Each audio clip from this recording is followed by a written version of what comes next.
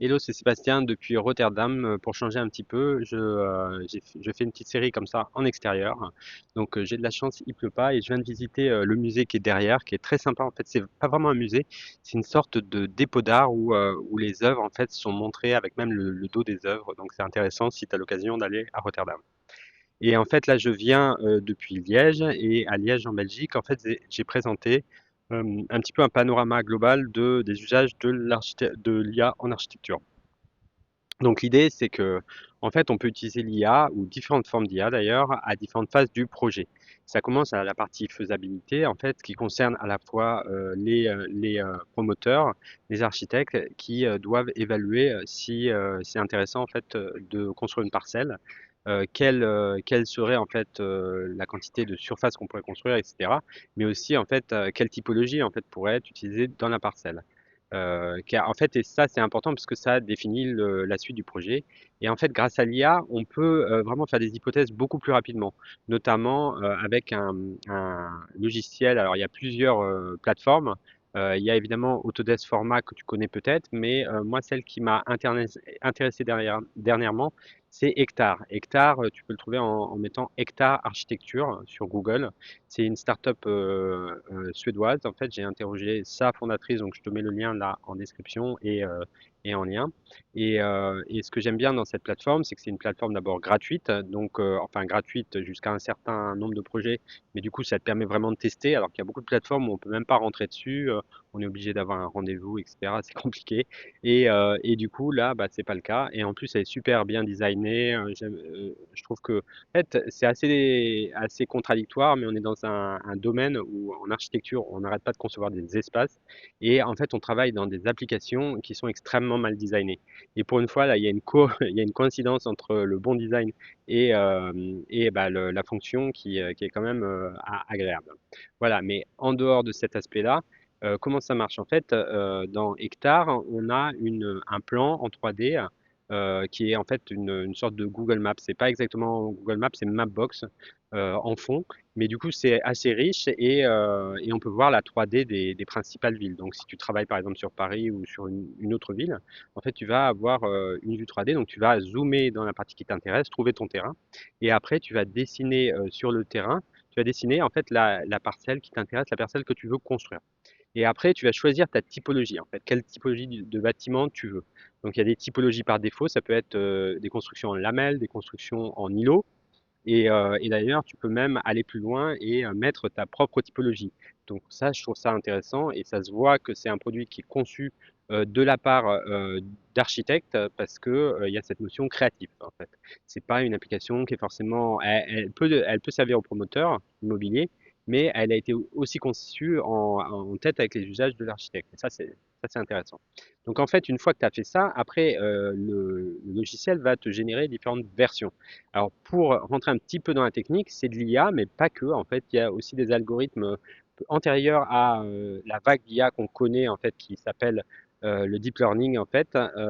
Et donc il y a des choses qui sont plus simples qu'on appelle par exemple des algorithmes génétiques. C'est assez simple à décrire en fait. C'est que l'algorithme crée différentes formes un peu au hasard. Et après, en fait, il les combine entre eux et il prend les meilleurs, en fait. Donc, au fil de N itérations, on arrive à une convergence vers les meilleures formes. Alors, j'imagine, il y a des critères. Donc, et c'est d'ailleurs l'un des aspects de ces logiciels de faisabilité ou de conception générative avec l'IA. En fait, c'est avoir accès aux critères pour pouvoir définir ce qui nous intéresse vraiment. Un élément aussi qui est important, et d'ailleurs je suis pas tout à fait sûr, oui c'est dans la roadmap de Hectare, mais pas encore, c'est de pouvoir figer un élément du scénario qui nous intéresse et après d'itérer dessus. Donc voilà, avec Hectare, donc on a une modélisation en 3D assez détaillée finalement, même au niveau faisabilité, et ça nous permet d'extraire en fait toute une série de données, et du coup on va pouvoir comparer les différents scénarios. Peut-être je vais faire 10 scénarios là en moins d'une heure, et je vais pouvoir les comparer avec des métriques importantes, le nombre d'habitations que je peux produire, le nombre de parkings, etc., etc. Et du coup, un petit peu comme quand, je sais pas si tu te souviens à la Fnac où il y avait des espèces de barèmes comme ça en araignée là. avec chaque propriété, par exemple d'un appareil photo, bah, il était noté de 0 à 5. Donc là, c'est un peu pareil, sauf que c'est en linéaire en fait, et du coup, il y a les différents barèmes que tu peux voir. Donc ça, c'est ça que tu peux faire avec Hectare. Après, tu peux exporter bah, les plans générés, tu peux imprimer évidemment, et tu pourras même importer de la CAO, enfin de la modélisation que tu aurais fait dans un autre logiciel en fait. Donc je trouve que c'est un logiciel assez complet et le gros avantage pour moi, c'est que par rapport à ne pas utiliser de logiciel du tout pour cette tâche, c'est que bah, déjà en l'utilisant, on va être beaucoup plus rapide. Ça veut dire qu'on va pouvoir soit on garde les mêmes délais de rendu avec le client, soit finalement on les accélère. Après, c'est au choix.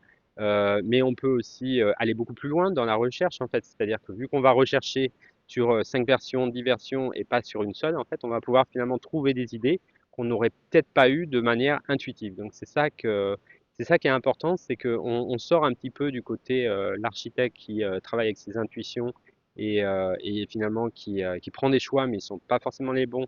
Et après, une fois qu'il est parti, bah, c'est difficile, quelques mois après, de changer complètement les hypothèses. C'est beaucoup trop coûteux, en fait. Donc c'est vraiment à cette phase, la phase amont, la phase esquisse, qu'on peut changer les choses. Et le grand changement de tous ces outils, en fait, c'est de pouvoir faire des calculs assez précis, relativement précis finalement, mais suffisants en tout cas pour prendre des décisions et pour explorer le champ des possibles en fait, hein. Donc voilà, c'est une application que je t'invite à tester. Je te laisse le lien dans la description.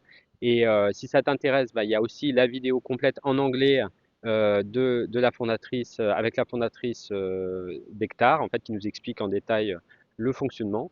Et je te dis à bientôt donc pour une prochaine vidéo sur l'IA. En ce moment, je fais des formations aussi sur l'IA, un peu introductrices, hein. En fait, un peu comme j'ai fait à Liège. Donc à Liège, c'était 20 minutes une présentation assez rapide finalement de tous les usages face par face de l'IA sur un projet d'architecture type.